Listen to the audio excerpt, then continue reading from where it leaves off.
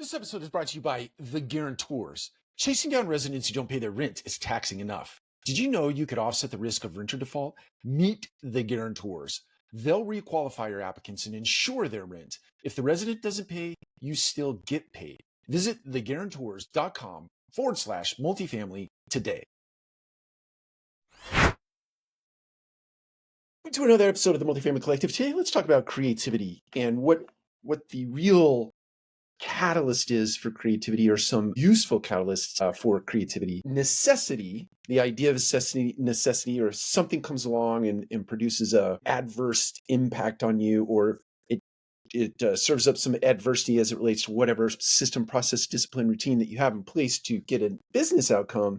That necessity in and of itself, that prompt of necessity, breeds a real creativity in people. When you are pushed up against a wall, or when you feel constrained or confined in some way, your mind is triggered to go to work on, and this goes way back, the history of this goes way back to the creation of humans, and back in the sort of days when none of these modern day conveniences existed.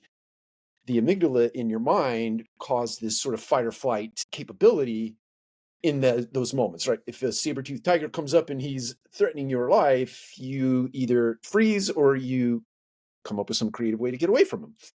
It's no different today. Our brains, the amygdala, hasn't developed or evolved in such a way that we don't default to these fight or flight mechanisms. So necessity, if you feel constraint or you feel confined or you feel threatened in some way, is a breeder of creativity. So your mind immediately goes to work on, how do I get myself away from this circumstance? How do I get myself over this wall, around this barrier? How do I crash through this barrier without hurting myself too badly or hurting my team too badly?